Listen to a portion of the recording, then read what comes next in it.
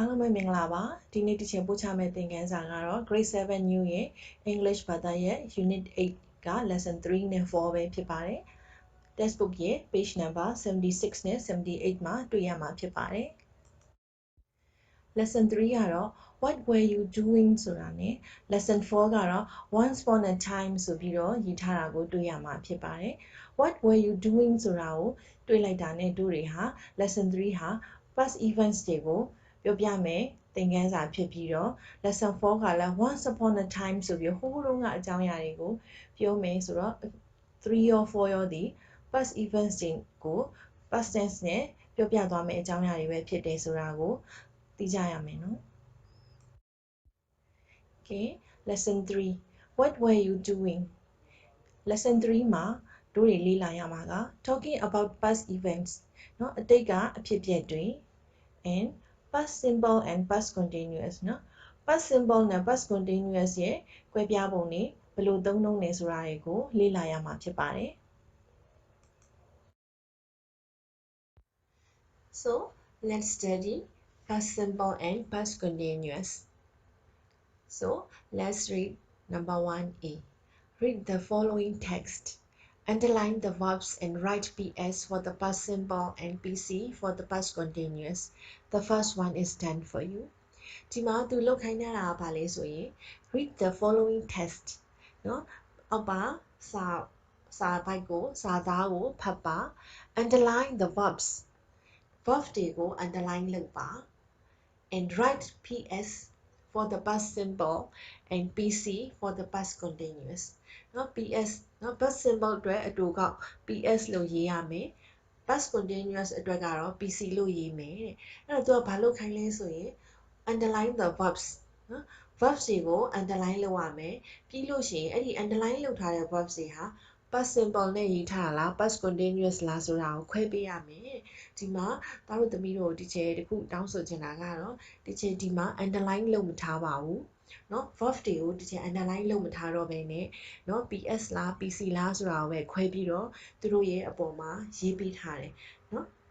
အဲ့တော့တို့တွေကြည့်လိုက်မယ်เนาะListen to me carefully. Last Sunday, my friends invited me to go hiking with them to Mount Popa.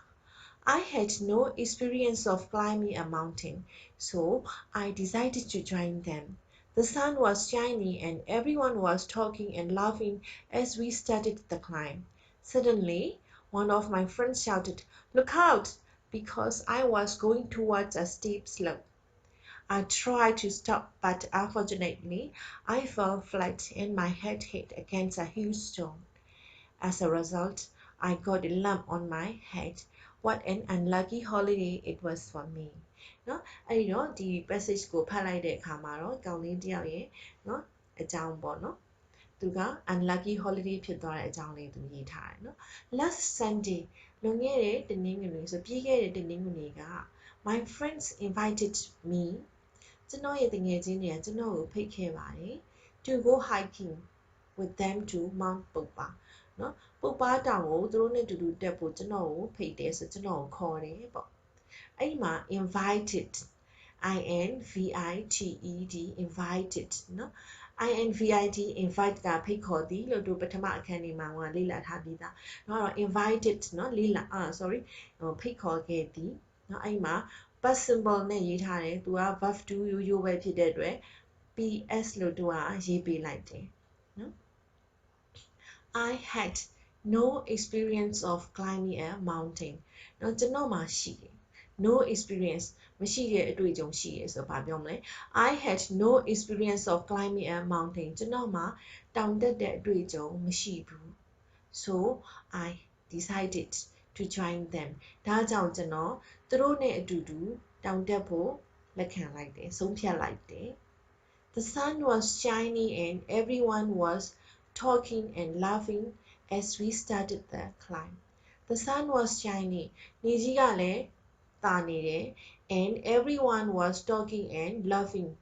နော်လူတိုင်းကလည်းစကားတပြောပြောနဲ့ရီမောနေတယ် as we started the climb နော်ကျွန်တော်တို့တောင်ပေါ်ကိုစတက်တော့တဲ့နေကလည်းတာနေပြီးတော့လူတွေကလည်းရီမောပြီးတော့စကားတပြောပြောလုပ်နေကြတယ်ပေါ့နော် suddenly ရုတ်တရက်ချက်ချင်း one of my friends shouted နော်ကျွန်တော်ရဲ့တငယ်ချင်းတွေထဲကတယောက်ကတဲ့ hit អော်ခဲ့တယ်ဆို or hit ခဲ့တယ်ပေါ့နော် look out because I was going towards a steep slope နော် look out လို့တယောက်ကអော်လိုက်တယ်နော် look out လို့ပြောလိုက်တာဒီသတိထားလို့ပြောတာ watch out နဲ့အတူတူပဲ WATCH watch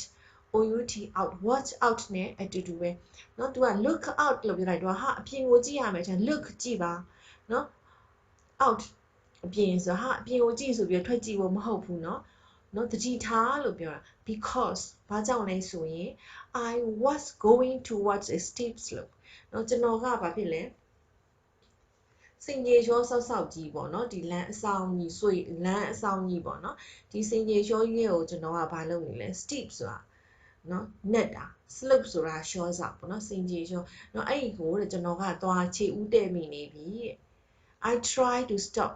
ကျွန်တော်ရပ်ဖို့ကြိုးစားခဲ့တယ် but unfortunately နော်ဒါပေမဲ့ကံမကောင်းစွာနဲ့ပဲ I fell flat ကျွန်တော်ပက်လက်လန်ပြီးတော့လဲကျသွားတယ်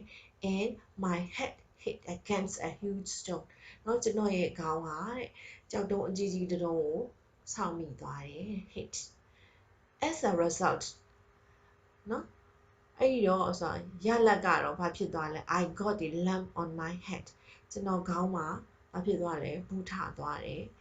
what an unlucky holiday it was for me เนาะဘလောက်တောင်ကံမကောင်းလိုက်တဲ့ holiday လဲဗျာဆိုပြီးသူကဒီလိုပြောထားတယ်เนาะအဲ့တော့တို့တွေဒီမှာကြည့်လိုက် invited past simple เนาะနောက်တစ်ခုဘာမှာ past simple ရှိအောင်လဲ had เนาะ past simple เนาะ decided past simple the sun was shining เนาะ was shining เนาะဒီမှာဆိုရင် past continuous เนาะ the sun was shining เนาะ PC လို့ရေးထားတယ်เนาะဒီနေရာမှာတစ်ချက်တစ်ခုပြောချင်တာကဘာလဲဆိုရင် past tense ဒီ verb 1ရိုးရိုးကိုเนาะ ed တို့ d တို့ပေါင်းလိုက်တာနဲ့ပြောင်းလိုက်တာနဲ့ verb 2ဖြစ်လာတယ်ဒါအပြင်ဘာဖြစ်လဲစလုံးတစ်လုံးပြောင်းသွားတာရှိတယ်နှလုံးပြောင်းသွားတာရှိတယ်သို့မဟုတ်လုံးဝမပြောင်းမနေတာလည်းရှိသလိုလုံးဝပြောင်းသွားတာလည်းရှိတယ်เนาะဒါက verb 1ကနေ verb 2ကိုပြောင်းတာเนาะ present ကနေ past ကိုပြောင်းတဲ့အခါမှာเนาะသူတို့ကိုတော့ဒီချေတို့က simple past tense လို့ခေါ်တယ်เนาะဒီမှာတော့ past simple လို့သုံးတယ်เนาะ past continuous ကကြတော့ဘယ်လိုလဲဆိုရင်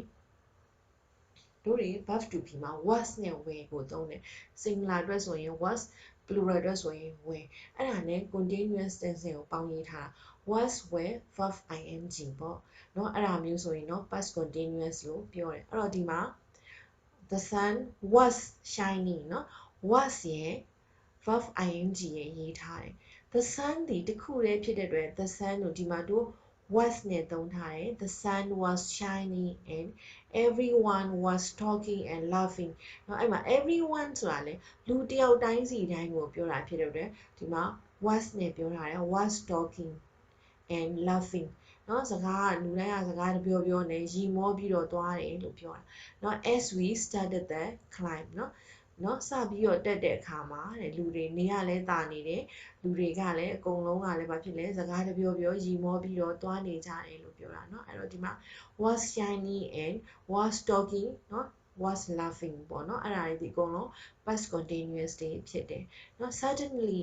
ရုတ်တရက်ချက်ချင်းဆိုသလိုပဲတဲ့ one of my friends shouted เนาะတငယ်ချင်းတွေကတယောက်ကဘာလုပ်လိုက်လဲអော်လိုက်တယ် look out เนาะသတိထားလို့អော်လိုက် because I was going towards a steep slope ဘာဖြစ်လို့လဲဆိုရင်ကျွန်တော်ကတဲ့เนาะစင်ကြေလျှောဆောက်ကြီးတစ်ခုကိုတဲ့ခြေဦးတင်နေလို့ပဲတဲ့ကျွန်တော်အဲ့ဘက်ကိုသွားနေလို့ပေါ့เนาะကျွန်တော်ဒီဂုံးလျှောကြီးကိုသွားနေလို့တငယ်ချင်းကဟာသတိထားဆိုပြီးတော့နှမ်းអော်လိုက်တယ် I try to stop เนาะကျွန်တော်ရပ်ဖို့ကြိုးစားခဲ့တယ် but unfortunately I fell flat and my head hit against a huge stone เนาะအဲ့ဒီမှာသူက because I was going เนาะ I was going ဒီ past continuous နဲ့ရေးထားတယ် I က singular ဖြစ်တဲ့ဒီမှာ was နဲ့ရေးထားတယ်เนาะအဲ့တော့ I tried to stop ကျွန်တော်ရပ်တန့်ဖို့ကြိုးစားခဲ့တယ်။တော့သွားနေတာကိုခြေလမ်းကိုရပ်လိုက်ဖို့ကြိုးစားတယ် but unfortunately ကံမကောင်းစွာနဲ့ပဲ I fell flat ကျွန်တော်ပလက်လန်ပြီးလဲကျတာ fell လဲကျပြီး flat ဆိုတော့ဒီမှာမြေကြီးပေါ်ပလက်လန်ပြီးတော့ကျသွားတယ် and my head hit ကျွန်တော်ခေါင်းကရိုက်မိရပါပဲ against a huge stone เนาะကြောက်တုံးအကြီးကြီးနဲ့ဆောက်မိသွားတယ်လို့ပြောသူကတော့သူကနောက်ပြန်ဆောက်မိ against လို့ပြောတဲ့သူဒီနောက်ပြန်ဆောက်မိတာပေါ့နော် as a result အဲ့လိုဆောက်မိခြင်းရဲ့အကျိုးဆက်ကတော့ဘာဖြစ်လဲ I got a lump on my head ကျွန်တော်ခေါင်းမှာဘူးတစ်ခုထသွားတယ် what an unlucky holiday it was for me เนาะတကယ်ကိုဘယ်လောက်တောင်ကန်ဆိုးလိုက်တဲ့အားလိုက်ရဲ့လဲဆိုပြီးသူကရေးထားတယ်เนาะအဲ့မှာဒီမှာ I tried the past simple ဖြစ်တယ်เนาะ I fell flat เนาะဒီမှာကျွန်တော်လဲကျသွားခဲ့တယ်ဆိုတာလဲ past simple ဖြစ်တယ်เนาะ my head hit เนาะဒီ hit ကတော့သူကစလုံးမပြောင်းသွားဘူး verb to ပေါ့เนาะ as a result I got เนาะသူလဲ past simple ဖြစ်တယ် get ကနေလာတယ်เนาะ I got a lump on my head เนาะခေါင်းပေါ်မှာဘူးတစ်လုံးထသွားတယ် what an unlucky holiday it was for me ဘလောက်တောင်เนาะကန်ဆိုးလိုက်တဲ့ကံမကောင်းလိုက်တဲ့ပေါ့နော်အားလိုက်ရဲ့လေဆိုပြီးသူကဒီလိုလေးရေးထားတယ်အဲ့တော့ဒီ passage ကိုတို့ဖတ်ပြီးသွားပြီဆိုရင် past simple ဒီဘယ်လိုရေးထားတာလဲ past continuous ဒီဘယ်လိုရေးထားတာလဲဆိုတာကိုတို့တွေလေ့လာပြီးဖြစ်သွားတယ် past simple လို့ပြောလိုက်တာဒီ verb 1ကို verb 2ပြောင်းထားတာเนาะသူ့မှာအရှိက SDR တွေလည်းမပါဘူးအနောက်မှာလည်းဘာမှမပါဘူးเนาะ past simple เนาะ past simple က invited had decided, started, shouted, tried, fell, got ပေါ့နော်အဲ့ဒါတွေဒီ verb 2ပေါ့နော် past simple တွေဖြစ်တယ်ဒီနေရာမှာတစ်ချက်တစ်ခုပြောချင်တာက invited invited invited เนาะ invit invite လို့တို့ထဆိုတဲ့အတန်နဲ့ဆုံးပြီးတော့ထွက်ပြီးတော့မှအတန်ထွက်ရတယ်เนาะအဲ့တော့သူ့ကို verb 2ပြောင်းမယ်เนาะ verb 3ပြောင်းမယ်ဆိုရင်သူက ed ပေါင်းလိုက်တယ်เนาะဒီမှာတော့ d ပေါင်းလိုက်တယ်ပေါ့နော်အဲ့လိုပေါင်းလိုက်တဲ့အခါမှာ invited ဖြစ်သွားတယ်เนาะဘာဖြစ်လို့လဲဆိုရင် invite เนาะ invite invite e နဲ့ဆုံးပေမဲ့တို့ e ရဲ့အတန်ကိုမကြားရဘူးပေါ့နော်အဲ့တော့ invite เนาะထဆိုတဲ့အတန်ဖြစ်တယ်အဲ့တော့တို့က invited လို့ထွက်မယ်ပေါ့အဲ့တော့ထတန်နဲ့ဆုံးတဲ့စလုံးကို ed ပေါင်းနေဆို invited เนาะဒီနောက်တစ်ခုကကြတော့ဒီမှာ decide decide အဲ့ဒါကိုဒါတန်နဲ့ဆုံးထားတယ်သူကို decide decided ဆိုပြီးတော့မှသူအတန်ထွက်တယ်เนาะနောက်တစ်ခုကကြတော့เนาะ shout shout เนาะ verb 2ရေးလိုက်တော့ shouted เนาะအဲ့လိုမျိုးเนาะတို့တွေကထတန်ဒါအတန်နဲ့ဆုံးတဲ့စလုံးတွေကို ded ထည့်လိုက်တဲ့အခါမှာ verb 2ဖြစ်သွားတယ် pronunciation ကလည်း it ဆိုတဲ့အတန်နဲ့ထွက်မယ် invited decided shouted started เนาะအဲ့ဒီလိုမျိုးထွက်မယ်အဲ့ဒါလေးကိုမမေ့မလျော့နဲ့သတိထားပြီးတော့ invited shouted decided started ဒါမျိုးလေးဖြစ်အောင်သတိထားပြီးတော့အတန်ထွက်ပေးပါเนาะ invited shouted decided မဟုတ်ပါဘူးเนาะအဲ့ဒါလေးကိုတစ်ခုပဲသတိထားပေးပါအဲ့ဒါဆိုရင်တို့တွေနောက်ထပ်တစ်ခုကိုသွားကြရအောင် 1b study the four explanations below အောက်ပါပေးထားသောရှင်းလင်းချက်၄ခုကိုလေ့လာပါเนาะဒီမှာသူ၄ခုပြောထားတယ် we use the past simple to describe events in a story the next one is we use the past continuous to talk about an activity in progress at a point of time in the past the next one we use the past simple to describe completed actions in the past the last one, we use the past continuous to talk about an activity in progress in the past that was interrupted by another action. เนาะအဲ့တော့ဒီမှာသူ၄ခုပြောထားတယ်။အဲ့ဒီ၄ခုပြောထားတာဘာတွေလဲဆိုရင် we use the past symbol to describe events in a story နော်ဇာတ်လမ်းတစ်ခုပုံပြင်တစ်ခုထဲမှာဖြစ်တဲ့အဖြစ်အပျက်ကိုဖော်ပြခြင်းနဲ့ဆိုရင်လည်း past symbol ကိုသုံးတယ် we use ကျွန်တော်တို့သုံးပါတယ် the past symbol ကိုသုံးပါတယ် to describe ဖော်ပြရန် events in a story နော်ပုံပြင်တစ်ပုဒ်ဇာတ်လမ်းတစ်ပုဒ်ထဲမှာရှိတဲ့အဖြစ်အပျက်တွေကိုဖော်ပြဖို့အတွက် past symbol ကိုသုံးတယ်နော် for example there was a quarrel among the boys နော်အဲ့တော့ there was ဆိုပြီးတော့ past symbol နဲ့ရေးထားတယ်နော်နောက်တစ်ခုက we use the past continuous to talk about an activity in progress at a point of time in the past အဲ့တော့ we use ကျွန်တော်တို့သုံးပါတယ် the past continuous နော် past continuous ကို to talk ပြောပြရန် about an activity in progress နော်ဖြစ်ပျက်နေတဲ့အကြောင်းအရာတစ်ခုပြောပြမယ် at a point of time in the past အတိတ်ကာလကအချိန်တစ်ခုမှာဖြစ်ပျက်နေတဲ့ဆက်လက်ပြီးတော့ဖြစ်နေစေဖြစ်တဲ့အကြောင်းအရာတစ်ခုကိုပြောပြဖို့အတွက်လည်း past continuous ကိုသုံးတယ်နော် for example he was buying a book in a bookstore နော် when you called him နော်မင်းသူ့ကိုခေါ်တော့ကနော်သူကဘာလုပ်နေလဲစာအုပ်ဆိုင်မှာစာအုပ်ဝယ်နေတယ်နော်နောက်တစ်ခုက we use the past symbol to describe completed actions in the past နော် we use the past symbol ကိုဘာမှသုံးသေးသလဲဆိုရင် to describe completed actions in the past နော်အတိတ်ကာလမှာဖြစ်ပြီးသွားတဲ့ကိစ္စရပ်တစ်ခုကိုပြောချင်ရင်လေ past symbol ကိုသုံးတယ်သူဒီအတိတ်မှာပဲဖြစ်ခဲ့ပြီးသွားပြီเนาะဒီအခုလက်ရှိ present ကိုလည်းပါမလာတော့ဘူးအတိတ်မှာပဲပြီးသွားပြီအဲ့ဒီကိစ္စကိုပြောမယ်ဆိုလို့ရှိရင်ဘာဖြစ်လဲ past symbol ကိုသုံးတယ်เนาะ he bought a book yesterday เนาะ yesterday မနေ့ကသူစာအုပ်တစ်အုပ်ဝယ်ခဲ့တယ်စာအုပ်ဝယ်တဲ့ကိစ္စမနေ့ကပြီးသွားပြီဒီနေ့မှာပါမလာတော့ဘူးဒီနေ့မှာစာအုပ်မဝယ်တော့ဘူးစာအုပ်ကကိုယ်ပိုင်ဖြစ်သွားပြီဒါမျိုးပေါ့နော် the last one is we use the past continuous to talk about an activity in progress in the past that was interrupted by another action ဒီမှာ to talk about an activity in progress in the past เนาะအတိတ်မှာပဲเนาะဆက်လက်ပြီးတော့ဖြစ်နေတဲ့အကြောင်းအရာတစ်ခု that was interrupted by another action အဲ့ဒီအကြောင်းအရာဟာ interrupted ကြားပြတ်ခြင်းဉာဏ်ဆိုဝင်သူဖြစ်နေပြီးနောက်ထပ်တစ်ခုကထပ်ဖြစ်တာကိုခံရတာ by another action နောက်ထပ်တခြား action တစ်ခုကထပ်ဖြစ်တာเนาะအဲ့တော့ဒီမှာတို့က example ဘယ်လိုပေးမလဲဆိုရင် he was reading a story his friends called him to play football เนาะ when he was reading a story his friend called him to play football เนาะအဲ့တော့ဒီမှာ when he was reading a story သူပုံပြင်တစ်ပုဒ်ကိုဖတ်နေတော့เนาะ his friend called him to play football သူ့ရဲ့တငယ်ချင်းကဘောလုံးကန်ရအောင်လို့ဖုန်းဆက်တယ်အဲ့မှာသူစာဖတ်နေတာအရင်ဘောလုံးကန်ဖို့တငယ်ချင်းကဖုန်းဆက်တာနောက်အဲ့တော့ပထမဖြစ်တဲ့အဖြစ်အပျက်ဒီဘာဖြစ်လဲ activity in progress in the past ကဘာဖြစ်လဲ reading a story ဖြစ်ပြီးတော့ was reading a story ဖြစ်ပြီးတော့မှเนาะ interrupted action ကဘာလဲ interrupt action ကဘာလဲဆိုလို့ရှိရင်เนาะ calling of his friends ပေါ့เนาะအဲ့ဒီတော့ဒီလေးခုမှာ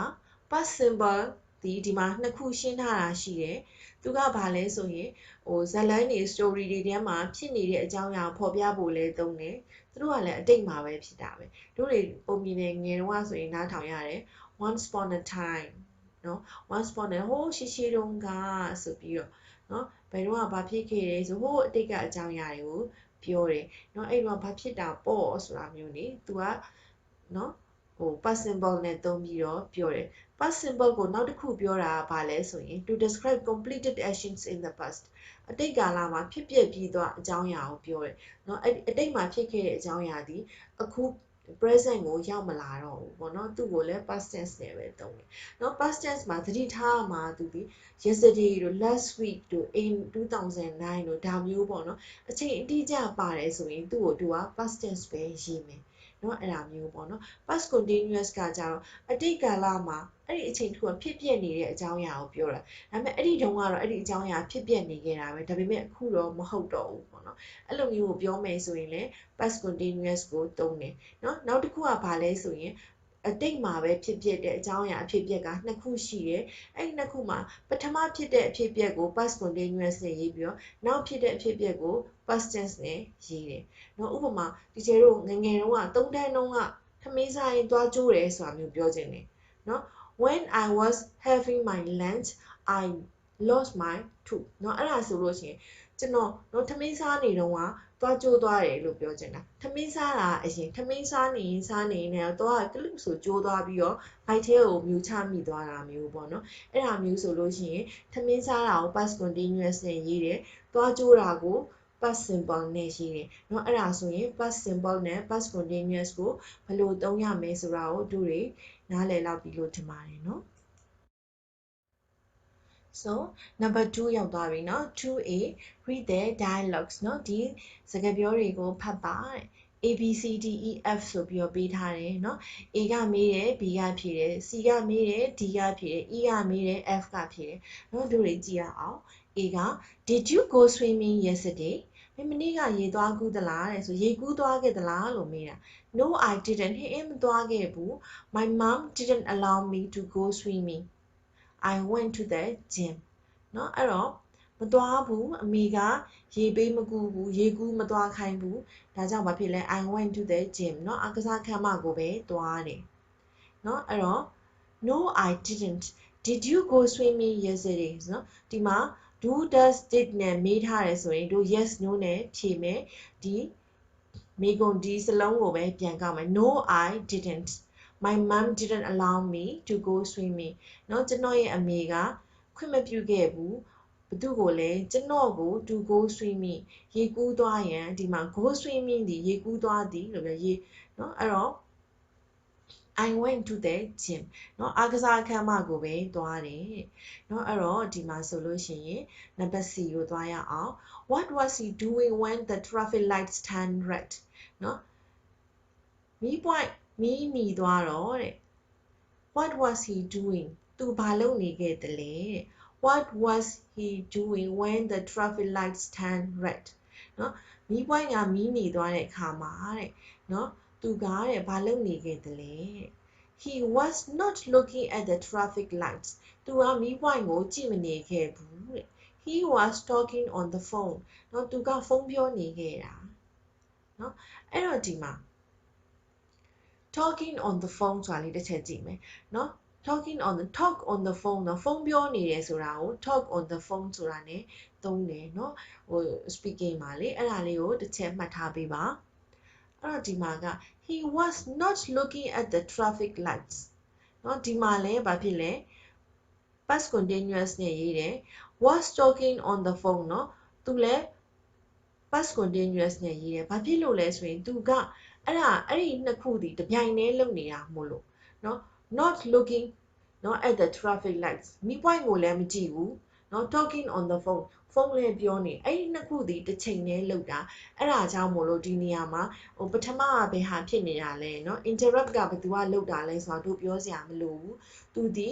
ဟို was not looking at the traffic lights and was talking on the phone เนาะမီးပွိုင့်ကိုမကြည့်ဘဲနဲ့ဖုန်းပြောနေတယ်အဲ့ဒါဒီချိန်တစ်ခုတည်းမှာတပြိုင်တည်းဖြစ်တာဖြစ်တဲ့အတွက်သူ့မှာဘယ်တစ်ခုကအရှိကဖြစ်တယ်ဘယ်တစ်ခုကနောက်ကဖြစ်တယ်ဆိုတာပြောစရာမရှိဘဲနဲ့သူကတို့အဲ့မှာ past continuous ကိုနှစ်ခုစလုံးကိုရေးရတယ်เนาะအဲ့ဒါလေးကိုလည်းမှတ်ထားမယ်เนาะ past tense နဲ့ past continuous နဲ့ဘယ်သူကအရှိကဖြစ်တာလဲဘယ်သူကအနောက်ကဖြစ်တာလဲဆိုတာစဉ်းစားစရာကအတိတ်မှာဖြစ်တဲ့အကြောင်းအရာဖြစ်ဖြစ်နှစ်ခုရှိမှသာလျှင်မတူတဲ့နှစ်ခုရှိမှသာလျှင်ဘယ်တစ်ခုကအရင်ဖြစ်တယ်ဘယ်တစ်ခုကအနောက်ဖြစ်တယ်ဆိုတာကိုကြည့်ပြီးတော့သူကဘယ်သူကိုတော့ past continuous နဲ့ရေးရမယ်เนาะနောက်မှဖြစ်တဲ့ဘယ်သူကိုတော့ past tense နဲ့ရေးရမယ်ဆိုတာမျိုးကိုသူကဆုံးဖြတ်ရမယ်ဒီမှာတော့သူက he was not looking at the traffic lights he was talking on the phone အဲ့ဒါဒီတစ်ခုတပြိုင်တည်းလောက်တာဖြစ်တဲ့အတွက်နှစ်ခုစလုံးကိုတို့က past continuous နဲ့ပဲရေးရမယ် Number E were you playing with your friends when your father came back from work ဒီနေရာမှာတော့เนาะနှစ်ခုဖြစ်တယ်เนาะ were you playing with your friends မင်းတငယ်ချင်းတွေနဲ့ကစားနေခဲ့တာလား when your father came back from work မင်းအဖေအလုပ်ကပြန်လာတော့ကเนาะမင်းအဖေအလုပ်ကပြန်လာတော့မင်းကတငယ်ချင်းတွေနဲ့ကစားနေခဲ့တာလားဆိုတာเนาะအဲ့တော့ no I wasn't I was reading a book ဟင်းမကစားဘူးဘာလုပ်နေလဲ was reading a book เนาะသူစာဖတ်နေခဲ့တာရမယ်เนาะအဲ့ဒါဆိုရင် तू ကအဖေပြန်လာတယ်နောက်เนาะအဖေပြန်မလာခင်ကစားနေခဲ့တာလားလို့ပြောတာဆိုတော့ဒီမှာဟို playing with your friends ကိုတော့ no when you playing with your friends လို့ပြောလိုက်တယ် when your father came back from work เนาะအဲ့ဒါဆိုလို့ရှိရင် past tense နဲ့ past continuous ကိုဘယ်လိုအသုံးပြုရမလဲဆိုတာကိုနားလည်လောက်ပါပြီเนาะ 2b complete the following table with the verbs in exercise 2a เนาะ 2a မှာပေးထားတဲ့ verbs တွေနဲ့တဲ့เนาะဒီ table ကိုဖြည့်ပေးပါတဲ့ affirmative ဆိုတာ positive ကိုပြောတာเนาะ negative ကတော့ negative ပေါ့เนาะ interrogative ကတော့မေးခွန်းเนาะဒီမှာဆိုလို့ရှိရင်လုပ်တယ်မလုပ်ဘူးလုပ်သလားဒီလိုပေါ့เนาะဒီမှာဆိုရင်ဖြစ်တယ်မဖြစ်ဘူးဖြစ်သလားเนาะသူဒီ affirmative positive ဖြစ်တာကိုပြောတယ် negative မလုပ်ဘူးဆိုတာကိုပြောတယ် interrogative ကလုပ်လားမလုပ်လားဆိုတာကိုမေးတယ်အမေးပေါ့เนาะအဲ့တော့ past simple နဲ့ past continuous မှာတဲ့เนาะ affirmative ဆိုရင် went เนาะပြီးခဲ့တဲ့ exercise ကဟာတယ်เนาะအဲ့တော့ဒီမှာ went ရှိမယ်เนาะ turn ရှိမယ် came ရှိမယ်เนาะ past continuous က was talking ရယ် was reading negative မှာဆိုရင်ဘာတွေပါမလဲ not တွေပါမှာပေါ့เนาะ not ပါတာတွေဒီ negative ပေါ့ not မပါဘူးဆိုရင်เนาะ positive ပေါ့ affirmative ပေါ့เนาะ interrogative ဆိုလို့ရှိရင်เนาะဘာဖြစ်မလဲ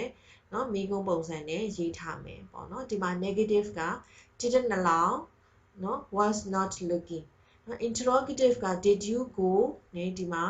were you playing ရယ် was he doing ရယ်เนาะအဲ့ဒါဆိုလို့ရှိရင် past simple မှာ affirmative ဆိုရင်ရိုးရိုး past tense တွေရေးတယ် went turned came เนาะ past continuous မှာတော့ was talking เนาะ was reading เนาะအများဆိုရင်လည်း were talking were reading ပေါ့เนาะ past continuous မှာတော့ was သုံးမလား were သုံးမလားဆိုတဲ့ပြဿနာလေးရှိတယ် subject အနည်းဆိုလို့ရှိရင် was သုံးမယ် subject အများဆိုရင် were သုံးမယ် IU ဆိုရင် were သုံးမယ်เนาะဒီမှာ past simple ကတော့ရှင်းတယ်သူကသူ subject singular ဖြစ်ဖြစ် plural ဖြစ်ဖြစ် went turn came เนาะ simple past tense ကိုပဲရေးမယ် negative မှာတော့เนาะဒီမှာ did not ဆိုတာမျိုးเนาะ didn't ရေးရမယ် did not allow เนาะအဲ့တော့သူက negative ဖြစ်တဲ့အတွက် not ပါမယ်เนาะ past continuous မှာဆိုရင်လည်း was not looking เนาะwere not တို့ဘာလို့ဖြစ်မှာပေါ့เนาะ singular ဆိုရင် was not verb ing ဖြစ်မယ် plural ဆိုရင် were not verb ing ဖြစ်မယ်เนาะတခါတရံမှာ I နဲ့လည်း were ကိုသုံးလေရှိတယ်เนาะ interrogative ကတော့မေးခွန်းဆိုတော့ဒီမှာဘာတွေထုတ်ထားလဲเนาะအပြင်ကိုဒီကောင်တွေကိုထုတ်ထားပေးတယ်เนาะ did you go เนาะ was he doing were you playing เนาะအဲ့တော့ I နဲ့ you ကတော့သူက plural အနေနဲ့သုံးပြီးတော့မှဘာဖြစ်လဲ were တို့ဘာလို့သုံးနေပေါ့เนาะဒါပေမဲ့ဒီမှာတော့ I was ကတော့ I ကတော့ was သုံးလို့ရတယ် I ကို were သုံးတာကတော့မဖြစ်နိုင်ဘူးဆိုတဲ့အခြေအနေမှာပဲ were နဲ့သုံးတာကိုတွေ့ရမယ်เนาะ 2C in pace practice the dialogues in exercise 2A เนาะ exercise 2A မှာရှိတဲ့ dialogue ကိုလေ့ကျင့်ပါတဲ့အဲ့ဒါဆိုရင်ရမယ်เนาะ 3. Link the first half of a sentence in column A with an appropriate half in column B เนาะအဲ့တော့ link လုပ်မယ်ချိတ်ပေးမယ်เนาะတွဲပေးမယ် the first half of a sentence in column A เนาะ column A မှာရှိတယ်တဲ့ sentence ရဲ့အစကြောင်းရဲ့ပထမအပိုင်းနဲ့ with an appropriate half in column B เนาะ column B မှာရှိတဲ့သိလျော်သောအပိုင်းကိုတွဲပေးပါတဲ့အဲ့ကြတော့တွဲပေးကြမယ်เนาะ 1 က when the teacher came in ဆီယာမဝင်လာခဲ့သောအခါ 2. I was having my breakfast ကျွန်တော်မနက်စာစားနေခဲ့တယ် 3. Juju was swimming in the sea. Juju ပင်လယ်ထဲမှာရေကူးနေခဲ့တယ် While my aunt was hanging the clothes on the line. ကျွန်တော်အတော်ကအဝတ်တွေကိုကြိုးတန်းမှာလှမ်းနေစဉ် 5. When ညီထွေး was running after a cat. ညီထွေးကကြောင်ရဲ့အနောက်ကိုပြေးလိုက်တုန်းက နော် B မှာကြတော့ when the school bus arrived နော် school bus arrived ကျောင်းကားရောက်လာသောအခါကျောင်းကားရောက်လာခဲ့သောအခါ B the students stopped talking နော်ကျောင်းသားများစကားပြောတာကိုရပ်တန့်ခဲ့သည် C it rained heavily နော်မိုးသည်းထန်စွာရွာခဲ့သည် He slipped and fell သူခြေချော်ပြီးလဲခဲ့သည် E while we were lying on the beach ကျွန်တော်တို့ကမ်းခြေမှာလဲလျောင်းနေတုန်းကเนาะအဲ့ဒီလိုမျိုး column A နဲ့ column B မှာเนาะသူကတပိုင်းစီရှိနေတယ်အဲ့ဒါတွေကိုတို့ကသိမ့်တော်တဲ့အချင်းချင်းတွဲပေးမယ်เนาะအဲ့တော့ one က when the teacher came in the students stopped talking ဆရာမအခန်းတွင်းကိုဝင်လာတဲ့အခါမှာကျောင်းသူကျောင်းသားတွေကဘာလုပ်လိုက်လဲစကားပြောတာကိုရပ်ခဲ့တယ်အဲ့တော့ဒီမှာကြည့်ရအောင်ဆရာမဝင်လာတယ်ကျောင်းသူကျောင်းသားတွေကစကားပြောတာကိုရပ်တယ်နော်အဲ့တော့ number 2က I was having my breakfast နော်ဘာနဲ့တွဲမလဲ when the school bus arrived နော်ကျောင်းကားရောက်လာခဲ့တော့ကကျွန်တော်ကမနက်စာစားနေတာ3က Juju was swimming in the sea Juju ကပင်လယ်ထဲမှာရေကူးနေတယ်အဲ့တော့ဘယ်မှာဖြစ်မလဲ why we were lying on the beach ကျွန်တော်တို့ beach မှာကမ်းခြေပေါ်မှာလဲလျောင်းနေတဲ့အချိန်မှာဂျူဂျူးကတော့ပင်လယ်ထဲမှာရေကူးနေခဲ့အဲ့နှစ်ခုတည်းတပြိုင်တည်းဖြစ်တယ်တပြိုင်တည်းဖြစ်တဲ့အတွက် past continuous နဲ့နှစ်ခုစလုံးကိုရေးတယ်အဲ့ဒီကိုကြည့်လိုက်တဲ့အခါမှာဒီမှာဂျူဂျူးကတယောက်တည်းဖြစ်တဲ့အတွက် singular ဖြစ်တော့ was verb ing နဲ့ရေးတယ် we အများဖြစ်တဲ့အတွက် we ဆိုပြီးမှ were lying ဆိုပြီးမှ were verb ing နဲ့ရေးတယ်အဲ့ဒါကိုတို့တွေသတိထားမယ်သူသုံးထားတဲ့ subject အနည်းဆိုလို့ရှိရင် was verb ing ရေးမယ် subject အများဆိုလို့ရှိရင် were verb ing ရေးမယ်အဲ့ဒါလေးတစ်ခုကိုသတိထားမယ်နော် number 4က while my aunt was hanging the clothes on the line เนาะကျွန်တော်အတော်ကအဝတ်တွေကိုကြိုးတန်းမှာလှမ်းနေတော့ဘာဖြစ်လဲ it rained heavily เนาะမိုးကသည်းထန်စွာရွာခဲ့တယ်ဒီနေရာမှာတော့သူကအတော်ကအဝတ်လှမ်းတာကအရင်ဘာဖြစ်လဲမိုးရွာတာကနောက်เนาะမိုးရွာမှတော့အဝတ်ကထွက်မလှမ်းတော့ဘူးလေအဲ့ဒါဆိုတော့မိုးရွာတာကအနောက်ဖြစ်မယ်အဝတ်လှမ်းတာကအရင်ဖြစ်မယ်เนาะအဲ့ဒါကြောင့်မို့လို့အရင်ဖြစ်တာကို past continuous နဲ့ရေးတယ်နောက်ဖြစ်တာကို past tense နဲ့ရေးတယ် number 5က when ညီထွေး was running after a cat ညီထွေးကကြောင်တစ်ကောင်ရဲ့အနောက်ကိုပြေးလိုက်စဉ်တုန်းကပြေးလိုက်တဲ့အခါတဲ့ဘာဖြစ်သွားလဲ he slipped and fell သူချော်ပြီးတော့လဲသွားခဲ့တယ်เนาะပြေးလိုက်တာကနောက်ချော်လဲပြေးလိုက်တာကအရင်ချော်လဲတာကနောက်အဲ့ဒါကြောင့်မို့လို့ပြေးလိုက်တာကို was running past continuous နဲ့ရေးတယ်ပြီးတော့မှချော်လဲတာကို past simple နဲ့ရေးတယ်เนาะအဲ့ဒါဆိုလို့ရှိရင် past tense နဲ့ past continuous ကိုဘယ်လိုမျိုးအသုံးပြုလဲဘယ်လိုရေးရတယ်ဆိုတာကိုသဘောပေါက်နားလည်ပြီလို့ဒီချက်ကယုံကြည်ပါတယ် Number 4 underline the correct tense the first one is stand for you underline the correct tense เนาะအဲ့တော့ underline လုပ်မယ်ဒီခါတော့เนาะ the first one is stand for you တဲ့ပထမတစ်ခုကတော့လုပ်ပြထားတယ်เนาะ number 1 my friends invited me to go fishing with them my friends ကျွန်တော်ရဲ့တငယ်ချင်းတွေက invited me ကျွန်တော်ကိုဖိတ်ခေါ်ခဲ့တယ် to go fishing with them เนาะသူတို့နဲ့အတူတူငါးများသွားဖို့ဖိတ်ခေါ်ခဲ့တယ်เนาะ number 2 I made or was making my tent while others had or were having a good time up in the mountains เนาะအဲ့တော့ဒီမှာ I ရဲ့တဲ့เนาะ others ရှိတယ်เนาะကျွန်တော်ရဲ့သူများတွေရဲ့ရှိတယ် I made ရဲ့ I made လား I was making လား my tent ကျွန်တော်ရဲ့တဲကို made လား was making လားတို့ပြန်ကြည့်မယ် why others had or were having a good time up in the mountains เนาะသူများတွေတောင်ထိပ်ပေါ်မှာเนาะตายာနေတဲ့ a good time ဆို having had a good time or were having a good time ဆိုตายာနေတဲ့အချိန်မှာလို့တို့တွေအခုပြောနေတဲ့စကားနဲ့ပြောရဲဆိုရင်သူများတွေတောင်ထိပ်ပေါ်မှာตายာနေတဲ့အချိန်မှာကျွန်တော်ကတော့ဘာလုပ်နေရလဲဆိုတာကိုသူကပြောမှာအဲ့တော့ခါကြတော့เนาะ why others were having a good time up in the mountains I ဘာဖြစ်မလဲ was making my tent while others were having a good time up in the mountains ဘာဖြစ်လဲတော့ဘသူကအရင်ဖြစ်တယ်ဘသူကနောက်မှဖြစ်တယ်လို့တို့ပြောလို့မရဘူးဘာဖြစ်လို့လဲဆိုရင်သူတို့တွေတောင်ပေါ်မှာตายာနေတဲ့အချိန်မှာကျွန်တော်ကဘာဖြစ်နေလဲကျွန်တော်အတွက်ရွက်ဖြင်တဲပေါ့နော်တဲကိုစောင့်နေတယ်အဲ့ဒါဒီ at the same time နော်ဖြစ်တာဒီအချိန်တစ်ပြိုင်တည်းဖြစ်တဲ့အတွက်သူတို့ကလည်းတောင်ပေါ်တက်ပြီးတော့ตายာနေတယ်ကိုရီးယားလည်းဒီမှာရွက်ဖြင်တဲကိုအသေးတန်ထိုးနေရတယ်ဒီလိုမျိုးပေါ့နော်အဲ့တော့နှစ်ခုစလုံးဒီတစ်ပြိုင်တည်းဖြစ်တာဖြစ်တဲ့အတွက်ဒီချေတို့ကဒီမှာ past continuous ကိုနှစ်ခုစလုံးကိုသုံးမယ်3 after my piano lesson ကျွန်တော်ရဲ့စန္ဒယာသင်ခန်းစာပြီးစာရီပြီးတဲ့နောက် I decided or was deciding to meet them at the library เนาะအဲ့တော့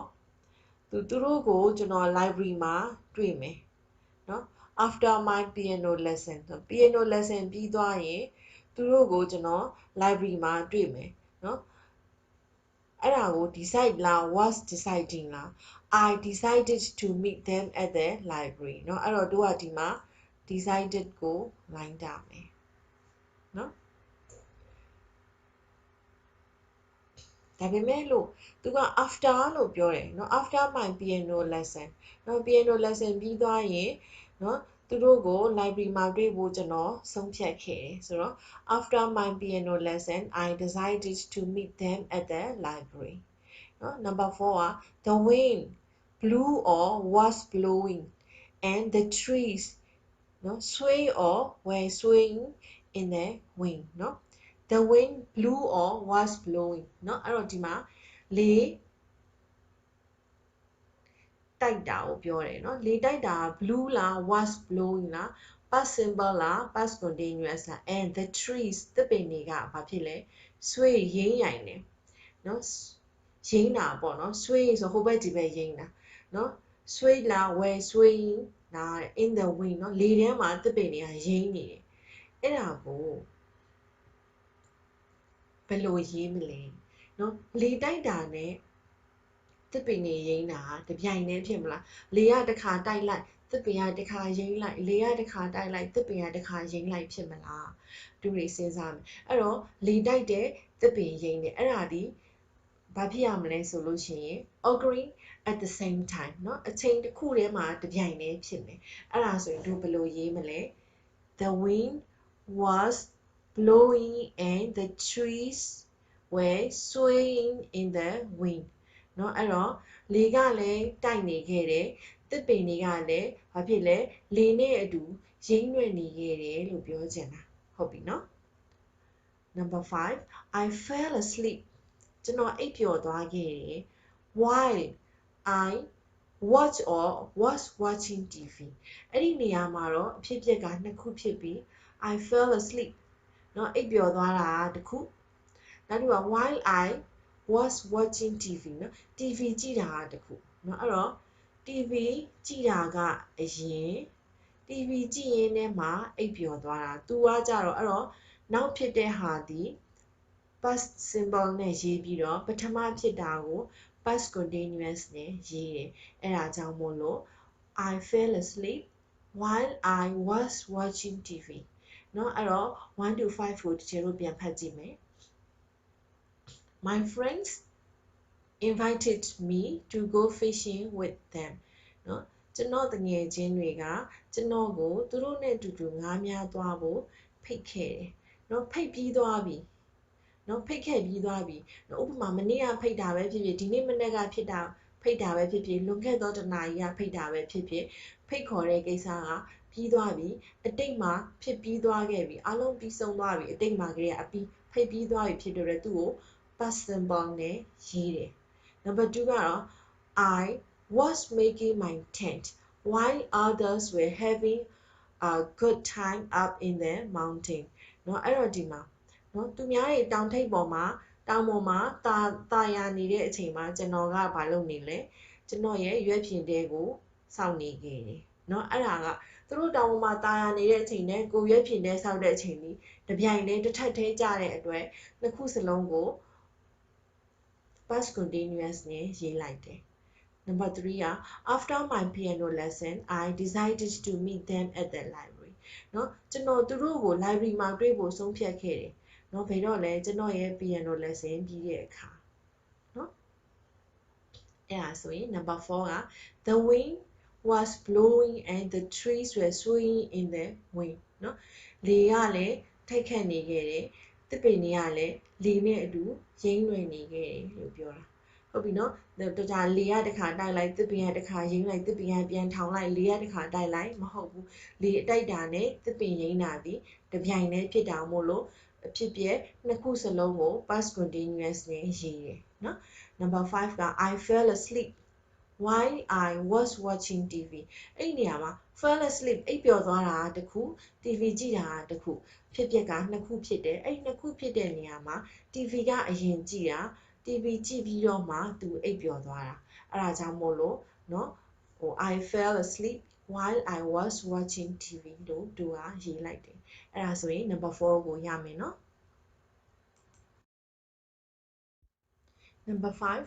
put the verbs in brackets in the past simple or the past continuous เนาะ bracket ထဲမှာပေးထားတဲ့ verbs တွေကို past simple သို့မဟုတ် past continuous နဲ့ရေးပါတဲ့အဲ့ဒီတော့1 to 5ရှိတယ်တို့တွေကြည့်မယ်เนาะအဲ့တော့1က while I shop somebody steal my bike เนาะအဲ့တော့ဒီမှာเนาะ shop ကဒီနေရာမှာ verb ဆိုတော့ဈေးဝယ်သည်เนาะ steal ကခိုးယူသည်အဲ့တော့ဒီမှာတို့ဒီနှစ်ခုကိုတစ်ခုကိုတော့ past simple နဲ့ရေးပြီးတော့တစ်ခုကိုတော့ past continuous နဲ့ရေးရမယ်အဲ့ဒီလိုရေးတဲ့အခါမှာပထမဖြစ်တဲ့အဖြစ်အပျက်ကို past continuous နဲ့ရေးပြီးတော့နောက်ဖြစ်တဲ့အဖြစ်အပျက်ကို past tense နဲ့ရေးရမယ်လို့တို့တွေเนาะ explanation လေးခုထဲမှာတော့ကြည့်ခဲ့ပြီးသားအဲ့ဒါဆိုတော့တို့ကဘာလုပ်ရမလဲ while ဒီစိန်တွင်လို့အဓိပ္ပာယ်ရတဲ့အတွက် while ဆိုတာဘာလုပ်နေတုန်းဘာဖြစ်တယ်ဆိုတာမျိုးဆိုတော့ while ပါတဲ့ဘက်ဒီအရင်ဖြစ်တာလို့တို့ကစဉ်းစားမယ်ဒါက shortcut ပေါ့နော်အဲ့ဒီတော့ဒီမှာ while I was shopping somebody stole my bike ဒါဆိုလို့ရှိရင်เนาะကျွန်တော်ဈေးဝယ်နေခဲ့တုန်းကတစုံတစ်ယောက်ကကျွန်တော်ရဲ့စက်ဘီးကိုခိုးယူခဲ့တယ်เนาะအဲ့ဒီတော့ဈေးဝယ်တာကအရင် past continuous နဲ့ရေးမယ်เนาะစက်ဘီးကိုခိုးတာနောက်ဆိုတော့เนาะ past tense နဲ့ရေးမယ် Number 2 The police stopped him while he drive အဲ့ဒီနေရာမှာเนาะ while ပါတယ် while ကစဉ်တွင်လို့တို့ပြောထားတာဖြစ်တဲ့အတွက်เนาะ while နဲ့ပါတဲ့ဘက်ကိုတို့က past continuous နဲ့ရေးလိုက်မယ်เนาะအဲ့တော့ the police stopped him ရဲကသူ့ကိုတားခဲ့သည် while he was driving ပေါ့เนาะသူကားမောင်းနေခဲ့တော့ရဲကသူ့ကိုတားခဲ့တယ်เนาะ Number 3 when I last hear from Zozo he worked in a bank အဲ့ဒီနေရာမှာကျွန်တော်ဇော်ဇောစီကနောက်ဆုံးကြားတော့ကသူကဘာလုပ်လဲဘဏ်မှာအလုပ်လုပ်နေခဲ့တယ်အဲ့ဒီလိုပြောချင်တာအဲ့တော့ခါကြတော့တို့ပါရေးမလဲ when I last heard from Zozo he was working in a bank เนาะကျွန်တော်သူ့စီကเนาะနောက်ဆုံးကြားခဲ့တုန်းကသူကဘာလုပ်နေခဲ့တာလဲเนาะဘဏ်မှာအလုပ်လုပ်နေတယ်သူဘဏ်မှာအလုပ်လုပ်နေတယ်လို့ပြောတဲ့အချိန်မှာဘဏ်မှာအလုပ်ကလုပ်ပြီးသားသူ့ကိုပြောတာကနောက်အဲ့ဒါကြောင့်မို့လို့ when I last heard from Zozo he was working in a bank เนาะ Number 4 Oma walk towards the gate when I see her ဒီမှာတော့เนาะအုံမာလမ်းလျှောက်တယ် towards the gate ကိုလမ်းလျှောက်သွားတယ် when I see her ကျွန်တော်သူ့ကိုမြင်တော့အဲ့တော့เนาะဘယ်ဟာကအရင်ဖြစ်မလဲအုံမာလမ်းလျှောက်သွားတာကအရင်သူလမ်းလျှောက်နေတာကိုမှကျွန်တော်ကမြင်မယ်ဆိုလို့ရှိရင်ဘာဖြစ်လဲ Oma was walking towards the gate when I saw her ကျွန်တော်သူမကိုမြင်ခဲ့တော့ငါသူမက gate ကိုလမ်းလျှောက်ပြီးတော့သွားနေခဲ့တယ်ဟုတ်ပြီနော်အဲ့တော့ Oma လမ်းလျှောက်သွားတာအရင်ကျွန်တော်မြင်တာနောက်သူလမ်းလျှောက်သွားနေမှကျွန်တော်ကမြင်တာเนาะအဲ့တော့အရင်ဖြစ်တဲ့ဟာကို past continuous နဲ့ရေးတယ်နောက်ဖြစ်တာကို past tense နဲ့ရေးတာဖြစ်တဲ့အတွက် Oma was walking towards the gate when I saw her Number 5 the doorbell ring when we expect the guests เนาะအဲ့တော့ဒီမှာတကားက bell ကမြည်တယ်ခေါင်းလောင်းမြည်တယ်ပေါ့နော်မြည်တယ် ring ကမြည်တယ်ဒီနေရာမှာ ring ဆိုတာလက်စွပ်လည်းမဟုတ်ဘူးအကွင်းလည်းမဟုတ် ring เนาะ when we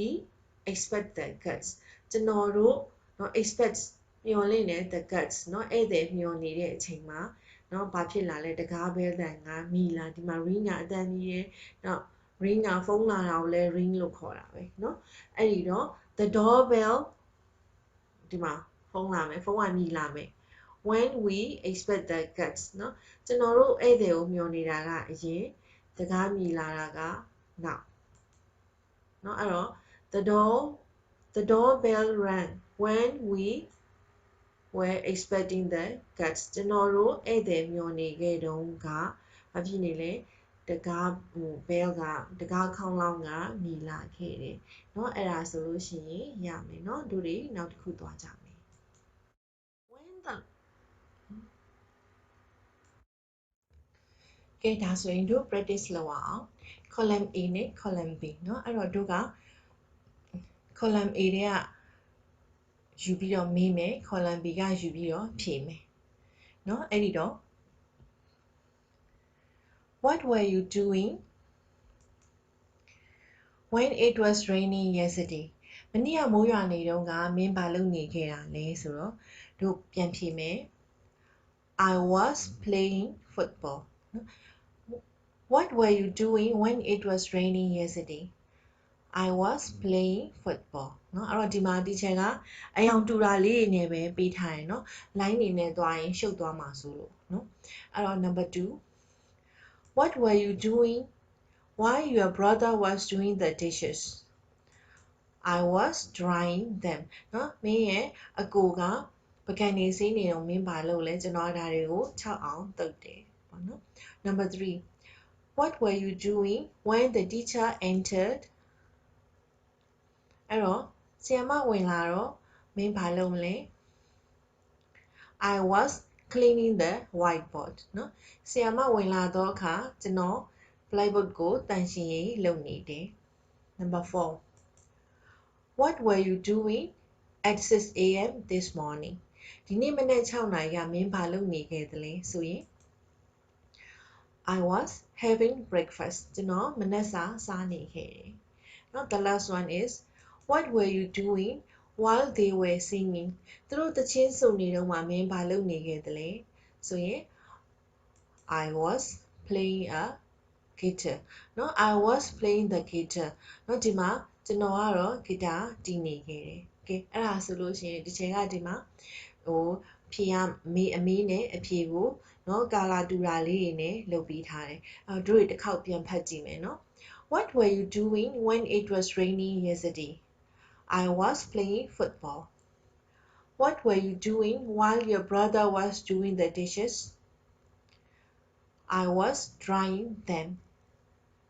What were you doing when the teacher entered I was cleaning the whiteboard What were you doing at 6 a.m. this morning I was having breakfast What were you doing while they were singing I was playing the guitar เนาะအဲ့တော့ကျွန်တော်ဘာလုပ်နေလဲ guitar တီးနေတယ်ဆိုတာမျိုးအဲ့တော့တို့တွေ column A ကမေးပြီးတော့ column B နဲ့တို့တွေဖြည့်ပြီးသွားပြီဒါကိုပြောရတာရှော့ရှော့ရှူရှူပါဇက်ကထွက်လာတဲ့အချိန်အထိ practice လုပ်မယ်เนาะ practice လုပ်ရင်းနဲ့เนาะဘယ်သူကိုတော့ဘယ်လိုအကြောင်းအရာဘယ်လိုအဖြစ်အပျက်မျိုးကို past continuous နဲ့ရေးပြီးတော့ဘယ်လိုအကြောင်းအရာကိုတော့ past simple နဲ့ရေးတယ်ဆိုတာကိုလည်းစိတ်ထဲကမှတ်မိအောင်လေ့ကျင့်ရမယ်เนาะ Okay အခုတော့ lesson 4 ရောက်ပါပြီ lesson 4 once upon a time เนาะ lesson 4 မှာတော့ once upon a time ဆိုရှိတုန်းကတခါတုန်းကဆိုတာမျိုးကိုတို့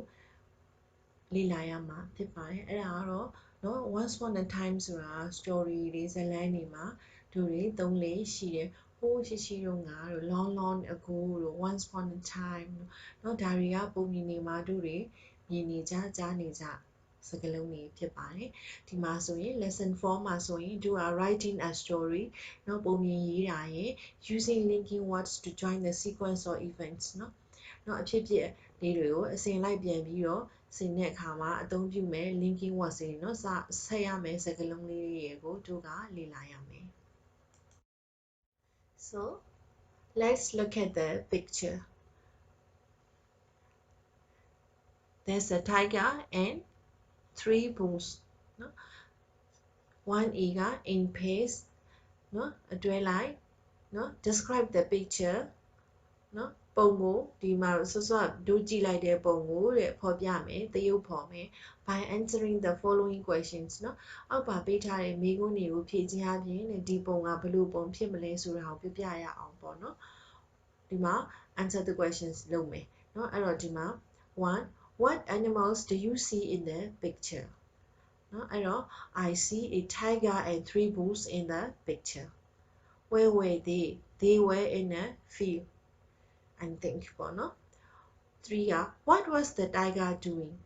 the tiger was watching the bulls နော် tiger ကနွားတွေကိုကြည့်နေတယ် number 4 what do you think the bulls would do when the tiger tried to kill them နော် tiger ကကြားကဒီနွားတွေကိုတိုက်ခိုက်မယ်လို့ဆိုရင်တဲ့တိုက်ခိုက်ဖို့ကြိုးစားရင်တဲ့ဒီနွားတွေကဘာပြန်လုပ်မယ်လို့ထင်တယ်လေတဲ့နော်အဲ့တော့ I think the bulls would fight back เนาะပြန်တိုက်မယ်လို့ထင်ပါတယ်လို့ဖြေလို့လေရတယ်ဒါမှမဟုတ်လို့ရှိရင် they would run away เนาะအဝေးကြီးကိုထွက်ပြေးကြမယ်လို့ဖြေရင်လည်းရတယ်ပေါ့နော် number 5 do you think the tiger could kill the bulls เนาะဒီနွားကတဲ့ကြားတွေကိုတတ်နိုင်လိမ့်မယ်လို့သင်ထင်ပါသလားတဲ့เนาะထင်နေဆိုရင်လေ I think yes I think เนาะဒီမှာမထင်ဘူးဆိုရင် no I don't think မထင်ပါဘူးကြိုက်တယ်လို့ဖြေလို့ရတယ်ဒါပေမဲ့လို့ reason တော့ပေးရမယ် why or why not เนาะအဲ့မှာတော့တို့အဖြေပေးရမယ်เนาะ yes I think เนาะ because according to the story เนาะ the tiger can kill them ဆိုတာမျိုး the tiger could kill them ဆိုတာမျိုးတို့ပြန်ဖြေလို့ရတယ်เนาะ because เนาะဒါမှမဟုတ်ရင် because they stay separately เนาะသူတို့ဟာတိကျစီနေလို့ဆိုတာမျိုးလည်းတို့ဖြေလို့ရတယ်เนาะအဲ့ဒီတော့ do you think the tiger could kill the bulls မှာတို့ကြိုက်တယ်လို့ဖြေမယ်เนาะ yes I think the tiger could kill the bulls เนาะ why or why not လို့ဖြေရင်ကသူကကိုက yes ဆိုပြ why ဆိုတာကိုဖြေမယ် because the bulls stay separately เนาะနွားတွေကတီးခြားစီနေလို့เนาะနောက်တစ်ခါထပ်ဖြေမယ် do you think the tiger could kill the bulls I don't think เนาะ the tiger could kill the bulls เนาะနွားကြားကနွားတွေကိုတတ်နိုင်လိမ့်မယ်လို့ကျွန်တော်မထင်ဘူး because they fight back him เนาะပြန်ပြီးတော့တိုက်ခိုက်တယ်เนาะ they stayed in union เนาะသူတို့ဟာတစုတစည်းတွေနေကြတယ်ဆိုတာမျိုးသူတွေပြန်ဖြေလို့ရတယ်เนาะအဲ့တော့နောက်ထပ်သွားရအောင် number 1b ကိုသွားရအောင် so number 1b put the following events in the correct order เนาะဒီအောက်ပါအဖြစ်အပျက်များကိုတဲ့အစဉ်လိုက်တိုင်းပြန်စီပေးပါလို့ပြောတယ်เนาะဒီမှာ1 2 6ရှိတယ်เนาะ 1 there was a quarrel among the bulls เนาะနွားတွေကြားထဲမှာတဲ့ရန်ပွဲတစ်ပွဲဖြစ်ခဲ့တယ် 2 in the same field there was a tiger which had been waiting for a chance to kill them for food နော် in the same field ဒီကွင်းပြင်ထဲမှာပဲ there was a tiger ကြားတစ်ကောင်လည်းရှိခဲ့တယ် which had been waiting for a chance နော် which က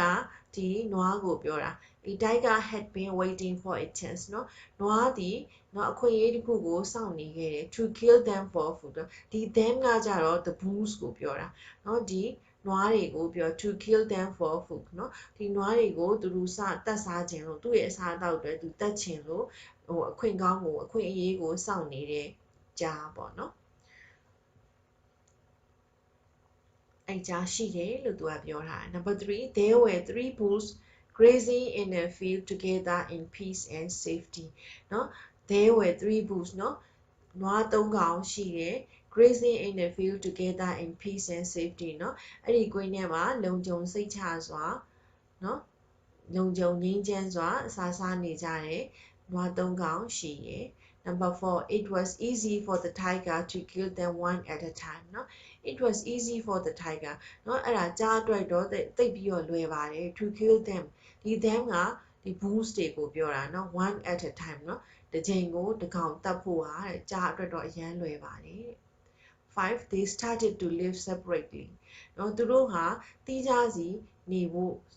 စပြီးတော့လှုပ်ဆောင်ခဲ့တယ်ဆိုတော့တီးခြားစီခွဲနေကြတယ်ပေါ့နော် number 6 the tiger could not kill them because they stayed together in the unity เนาะ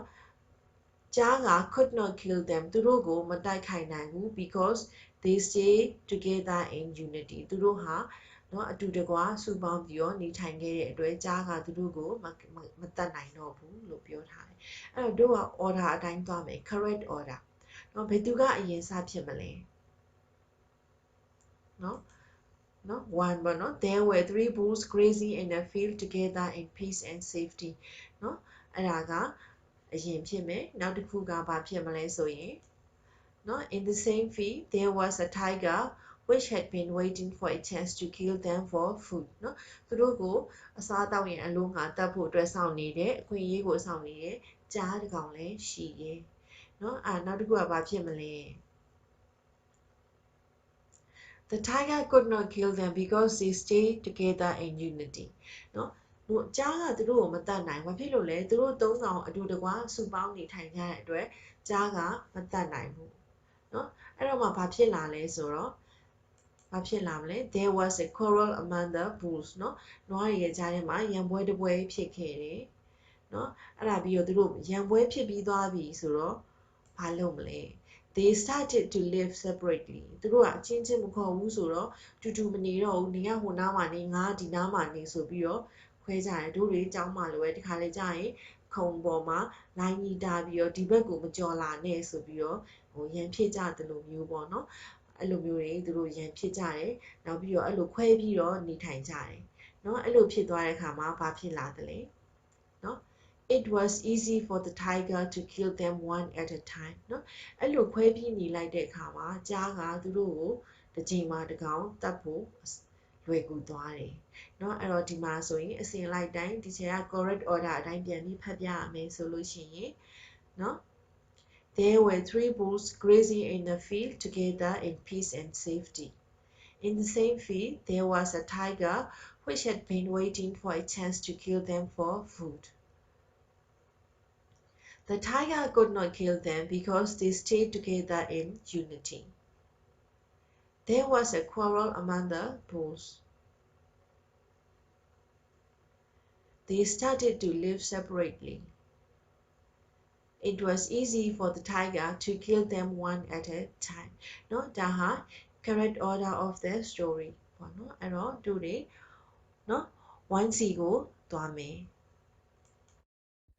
1C ကတော့တို့တွေစောစောက correct order အတိုင်းရေးထားတာလေးတွေကိုတငယ်ချင်းနဲ့ပြန်ပြီးတော့ check လုပ်မယ်တငယ်ချင်းရဲ့အဖြေနဲ့ကိုယ့်အဖြေနဲ့တူလားမတူဘူးလားဆိုတာကို check လုပ်မယ် So here is 1D. Complete the story with the linking words given below. Use the words or phrases in the box. Use the capital letter where necessary. The first one is done for you. တော့ဒီမှာသူဘာလုပ်ခိုင်းတာလဲ Complete the story. နော်ပုံမြင်ကိုဖြည့်ဆွတ်ပါ with the linking words given below เนาะဒီမှာပေးထားတဲ့เนาะ linking words တွေနဲ့အသုံးပြုပြီးတော့ဒီ story လေးကိုဖြည့်ဆွတ်ပါတဲ့ use the capital letter when necessary လိုအပ်တဲ့နေရာမှာစလုံးအကြီးကိုသုံးပါ capital letter ကိုသုံးပါဘာဖြစ်လို့လဲ at the beginning of the sentence we have to use the capital letter မလားအဲ့ဒါကြောင့်မို့လို့เนาะ sentence အစဖြစ်တယ်ဆိုရင်တော့ capital letter နဲ့ရေးမှာပေါ့เนาะ so number 1 once upon a time เนาะဒါသူလုပ်ပြထားတာ once upon a time there were three bulls เนาะ they grazed in a field together in peace and safety they were always together and helped one another in that same field there was a tiger which had been watching them he was waiting for a chance to kill them for food he could not attack them because the bulls were always together and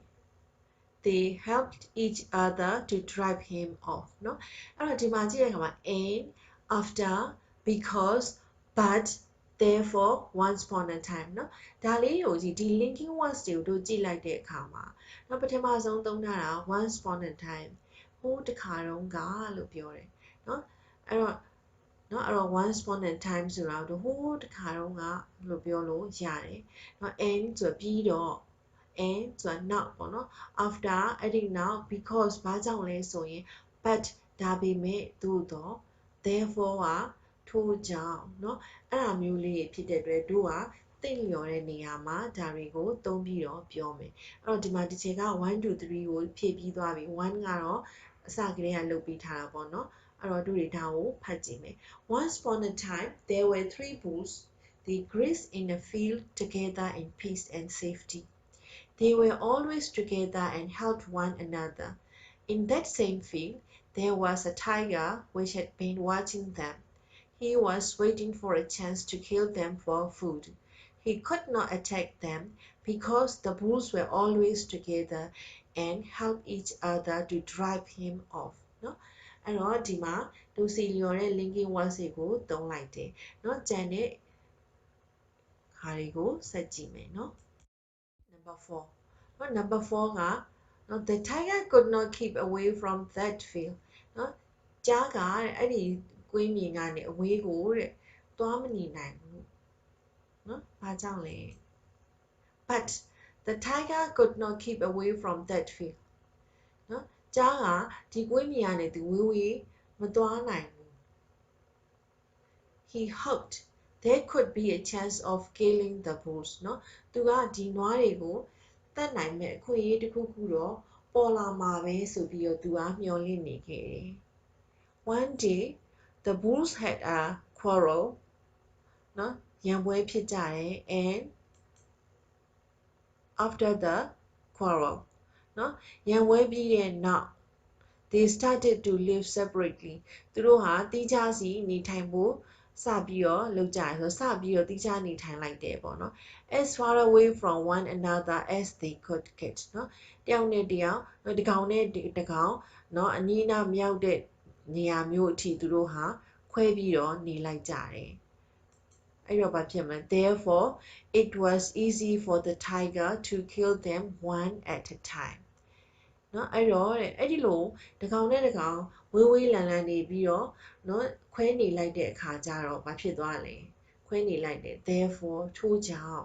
it was easy for the tiger နွားအတွက်လွယ်သွားတယ်ဘာလို့ဖို့လွယ်သွားတာလဲ to kill them one at a time တစ်ချိန်ကိုတကောင်တတ်ဖို့လွယ်သွားတယ် and soon made an end of all three bulls เนาะမကြခင်ပါပဲအဲ့ဒီနွားသုံးကောင်စလုံးဟာဘာဖြစ်သွားလဲဇက်သိမ်းသွားတယ်ပေါ့နော်အဲ့တော့နွားသုံးကောင်စလုံးဟာကြားရဲ့အစာကိုက်စားခြင်းကိုခံလိုက်ရတယ်ပေါ့နော် So here is number 2A study the words and the meanings เนาะစကားလုံးတွေနဲ့သူတို့ရဲ့အဓိပ္ပာယ်တွေကိုလေ့လာပါတဲ့ hatch of chickens or ducks break an egg so a baby animal can come out เนาะ hatch ဆိုတာအကောင်ပေါက်တာကိုပြောတာเนาะ break an egg เนาะဥရဲ့အခွံကိုခွဲပြီးတော့မှเนาะခွဲလိုက်တာเนาะ so a baby animal can come out เนาะဥကကွဲသွားပြီဆိုတော့မှအဲ့အကောင်လေးကဥထဲကအကောင်လေးကထွက်လာနိုင်တယ်เนาะသူကဟိုငှက်တို့ဘဲတို့ကြက်တို့ပေါ့เนาะဥကနေအကောင်ဖြစ်တဲ့ဟိုတတ္တဝါလေးတွေအတွက်ကတော့ hatch ဆိုတာဒီဥကနေပေါက်တာကိုပြောတယ်เนาะ lay eggs เนาะ a female bird or insect produce eggs from inside their body เนาะဒီမှာတော့ဥတယ်ပေါ့เนาะဒီမှာ lay eggs ကဥတယ် produce eggs from inside their body เนาะခန္ဓာကိုယ်ထဲကနေဥတွေကိုထုတ်ပေးတာเนาะ a female bird or insect เนาะငှက်အမတော့သို့မဟုတ် insect တွေပေါ့เนาะ grow up ကြီးထွားလာပေါ့ change from being a baby or young child to being an older child or adult เนาะအဲ့တော့ဒီမှာ grow up ဒီကြီးထွားလာတယ် change from being a baby เนาะ or young child ကလေးငယ်လေးတို့မလို့ကလေးလေးကနေပြီးတော့မှပြောင်းလဲလာတယ် to ဘယ်ကိုပြောင်း being an older child or adult เนาะအရွယ်ရောက်လာတဲ့သူတို့မဟုတ်ပိုကြီးလာတဲ့ကလေးအဖြစ်ဘာဖြစ်လာလဲပြောင်းလဲလာတာကိုเนาะ grow up ဖြစ်လာတယ်လို့ပြောတယ် make fun of เนาะ tease စတယ် laugh at or joke about เนาะစတယ်နောက်ပြီးတော့ဘာဖြစ်လဲဟာတာတွေလုပ်တယ်ရီစားတယ်ပေါ့เนาะအဲ့ဒီလိုမျိုး make fun of ကိုသူကအဲ့လိုမျိုးပြောတယ်เนาะ so here is number 2b study the pictures and the labels เนาะပုံနဲ့စာတွေကိုအညွှန်းစာတွေကိုတို့တွေလေ့လာကြမယ် eggs ducklings duck swans เนาะ eggs ဥများ ducklings ဘဲကလေးများ duck ဘဲ swans ငန်းပေါ့နော်ဒီမှာငန်းကနှစ်ကောင် swans เนาะငန်းများ duck ဒီမှာဘဲပေါ့နော် ducklings ဘဲအငယ်လေးတွေဘဲပေါက်ကလေးတွေပေါ့နော် eggs ကဥများเนาะဒီကနေ hatch ဖြစ်လာတော့မှ ducklings ကြည့်မယ် ducklings က grow up ဆိုရင် duck ဖြစ်မယ်เนาะ swans ကတော့ဘဲငန်းပေါ့နော် swan ကပို့ပြီးတော့အကောင်ကြီးရယ်เนาะ level ပိုရှည်တယ်เนาะ 2C complete the story with the verbs given below အောက်မှာပေးထားတဲ့ verbs တွေကိုအသုံးပြုပြီးတော့ story လေးကိုဖြည့်ဆွတ်ပါတဲ့เนาะအဲ့တော့တွေ့ရကြည့်မယ် grew up jumped made fun of saw was looking hatched laid went down swam were swimming เนาะအဲ့တော့ grew up ကြီးထွားလာခဲ့သည် jumped ခုန်ချသည် made fun of ဆိုတာဟာတာလုပ်သည်ပေါ့နော် saw မြင်ခဲ့သည် was looking เนาะကြည့်နေခဲ့သည် hatched အကောင်ပေါက်သည် laid ဥသည် went down เนาะဆင်းသွားသည် swam ရေကူးခဲ့သည် were swimming ရေကူးနေခဲ့ကြသည်เนาะအဲ့ဒီလိုမျိုး verbs တွေတို့ကပေးထားတယ်เนาะအဲ့ဒါတွေကိုသုံးပြီးတော့ဒီ story ကိုဖြည့်မယ်เนาะ once there was a duck on a farm เนาะ farm တစ်ခုမှာဒီ farm ဆိုတဲ့ဟာဒီเนาะဟိုရာတော့ပေါ့နော်သူကအပင်တွေလဲစိုက်တယ်အကောင်တွေလဲမွေးတယ်အဲ့ဒီလိုမျိုးစိုက်ပျိုးမွေးမြူရေးခြံပေါ့နော်အဲ့တော့တို့တွေက farm ဆို FARMER farmer ဆိုပြီးတော့တို့ကလယ်သမားဆိုပြီးတော့တို့ကပြောလိုက်တယ်ဒါပေမဲ့ဒီမှာ farm ကတော့စိုက်ပျိုးရေးခြံပေါ့နော်စိုက်ပျိုးရေးလုပ်တာเนาะအဲ့တော့ဒီမှာပင်လဲစိုက်တယ်နွားအကောင်လေးတွေလည်းမွေးရပေါ့နော် once there was a duck on a farm เนาะအဲ့ဒီလိုစိုက်ပျိုးမွေးမြူရေးခြံတစ်ခုမှာဘဲတစ်ကောင်ရှိတယ်အဲ့ဘဲကဘာလို့မလဲ10 eggs เนาะကျက်ဥဆယ်ဥဆိုသူဘာလို့မှလဲဥမှာပေါ့အဲ့တော့ laid เนาะ it laid 10 eggs เนาะကျက်ဥဟိုဘဲဥဆယ်ဥတွေ10လုံးဥတွေတဲ့ soon မကြာမီ they all they ဆိုတာကစောစောက 10x ကိုပြောတာเนาะအဲ့ဒီဥတွေဘာဖြစ်သွားလဲเนาะဥပြီးလို့ရှိရင်တော့အကောင်ပေါက်မှာပေါ့เนาะဘာဖြစ်လဲ they all hatched အကုန်လုံးအကောင်ပေါက်ခဲ့ကြတယ် when the ducklings เนาะဒီဘဲပေါက်ကလေးတွေဘာဖြစ်လာတဲ့အခါဖြစ်မလဲเนาะ grew up ကြီးထွားလာတဲ့အခါ nine ducklings look like their mom เนาะ ducklings လေးက9ကောင်ဘဲပေါက်ကလေး9ကောင်က look like their mom သူတို့ရဲ့အမေနဲ့တူတယ် but the 10th was big not the 10th 10ကောင်မြောက်ကတော့ was big အကောင်ကြီးရယ် grey အယောင်မှိုင်းနဲ့ and ugly ရုပ်ဆိုးတယ် all the other ducklings เนาะအဲ့လိုမျိုးဆိုတော့တဲ့เนาะတခြား ducklings တွေကသူ့ကိုဘာလုပ်ကြမလဲ made fun of the ugly one နော်သူ့ကိုဟာတာလားဟာယူဆိုးကြီးတို့နင့်ကိုအမေကအမိုက်ပုံကကောက်လာတာဒီလိုမျိုးပြောတာလည်းဖြစ်မှာပေါ့နော်အဲ့လိုမျိုးပြောကြတယ် as he was unhappy နော်သူမပျော်တဲ့အတွက်ကြောင့် as နော် he was unhappy on the farm နော်ဒီဝင်းမြူရေးခြံမှာသူမပျော်တော့ဘူး the poor ducklings ဘာလုပ်လိုက်လဲနော် jump to a river nearby to swim away เนาะအဲ့တော့ဒီ farm မှာသူနေရတာမပျော်တော့တဲ့အတွက်ကြောင့်မို့လို့တဲ့ poor duckling ဆိုတာတနာစရာဘဲပေါက်ကလေးဟာ jumped to a river nearby เนาะအနီးနားမှာရှိတဲ့မြစ်ထဲကိုခုန်ချလိုက်တယ် to swim away เนาะအဓိကနေသူရေကူးပြီးထွက်သွားဖို့သူခုန်ချလိုက်တယ် at that time အဲ့ဒီအချိန်မှာ several beautiful swans နော် several အမြောက်အများ beautiful လှပသော swans နော်ငန်းများဘာဖြစ်လာလဲ were swimming happily နော်ပျော်ရွှင်စွာရေကူးနေခဲ့ကြတယ်နော်အဲ့တော့ at first ပထမတော့တဲ့ he was afraid to swim သူရေကူးဖို့ကြောက်နေခဲ့တယ် but ဒါပေမဲ့လို့သူဘာလုပ်လိုက်မလဲ when he went down into the river သူမြစ်ထဲကိုဆင်းခဲ့တယ်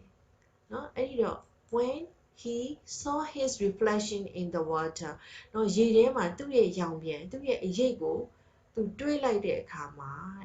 he found that သူဘာကိုသိသွားတယ်လဲဆိုရင် a strange beautiful animal a strange ထူးဆန်းသောနော်လှပသောအကောင်တစ်ကောင်ပေါ့နော်တိရစ္ဆာန်လေးကိုပြောတာနော် a strange beautiful animal was looking back at him နော်အဲ့ဒီရေထဲကအရိပ်ကပေါ့နော်အရေထဲကအရိပ်ကဘယ်လိုဖြစ်နေလဲဆိုရင်သူကဘာဖြစ်လဲထူးထူးဆန်းဆန်းနော်ထူးဆန်းနဲ့လှပသောတိရစ္ဆာန်လေးတစ်ကောင်က was looking back at him သူ့ကိုပြန်ကြည့်နေတာကိုသူတွေ့ရတယ် as he realized that သူအဲ့မှာသူသတိပြုမိလိုက်တယ် he was not an ugly duckling နော်သူကရုပ်ဆိုးတဲ့ဘဲပေါက်ကလေးမဟုတ်ဘူး but ဒါပေမဲ့သူဘာဖြစ်နေတာ a beautiful swan နော်လှပသောငန်းတစ်ကောင်ဖြစ်နေတယ် he ဘာဖြစ်သွားလဲ swam happily with the other swans နော်အဲ့တော့သူတခြားငန်းတွေနဲ့အတူတူပျော်ရွှင်စွာရေကူးလိုက်တယ်နော်အဲ့တော့ဒါလေးဟာနော် ugly ducklings လေးရဲ့အကြောင်းကိုရေးထားတဲ့ story လေးပေါ့နော်အဲအကြောင်းမို့လို့သားတို့သမီးတို့သတိပြုရမှာကနော် ugly ducklings လေးကိုနော်တခြားဟိုဘဲတွေကနော် make fun လိုမျိုးပေါ့နော်မလုပ်ရဘူးဆိုတာလေးကိုတစ်ချက်လေးသတိထားပေးပါအားလုံးလည်းသိပြီးသားဖြစ်မှာပါအဲ့တော့ number 2D in groups write a story using animal characters use linking words where necessary နော် write a story နော်ပုံမြင်လေးတစ်ပုဒ်ရေးပါ using animal characters နော် animal characters လေးတွေသုံးပြီးတော့တဲ့ story လေးရေးပါတဲ့ use linking words where necessary နော်စကားဆက်ကလေးတွေကိုလည်းလိုအပ်တဲ့နေရာမှာသုံးပါတဲ့အဲ့ဒါဆိုလို့ရှိရင်သူတွေ story လေးကိုပြန်ရေးလို့ရမယ်နော်ဥပမာဆိုရင်တို့မြောက်ကလေးတွေနော်ယုံလေးတွေဟာသူရဲ့ character လေးတွေဖြစ်လာနိုင်တယ်နော်ဝုံလေးတွေလည်းဖြစ်လာနိုင်တာပဲနော်ကဲအဲ့ဒါဆိုလို့ရှိရင်တို့ဒီမှာ lesson 4ကလည်းဒီမှာပြီးသွားပြီနောက်ထပ်ဆိုရင်တို့ကဒီနော် past tense past continuous နဲ့ပတ်သက်တဲ့ exercise တွေလည်းတို့တွေလေ့ကျင့်ကြမယ်ဟိုတခြားကိုဖတ်တဲ့ passage တွေအတိုင်းမှာလည်းနော်ဒါက past tense နဲ့ရေးတယ်ဒါက past continuous နဲ့ရေးတယ်ဘာကြောင့် past tense နဲ့ရေးတယ်ဘာကြောင့် past continuous နဲ့ရေးတယ်ဆိုတာမျိုးကိုသားတို့သမီးတို့သတိထားမိပြီးဖြစ်အဲ့ကြလို့ရှိရင်သတိထားမိလာမှာပါအဲ့ဒါဆိုလို့ရှိရင်ကိုယ့်ရဲ့နော်ဟိုဒီ grammar နဲ့ပတ်သက်တာလေးတွေပို့ပြီးတိုးတက်အောင်လဲစာဖတ်ရင်းနဲ့လေ့လာနိုင်ဖို့ဒီချက်ကမျှော်လင့်ပါတယ်အားလုံးကိုကျေးဇူးတင်ပါတယ်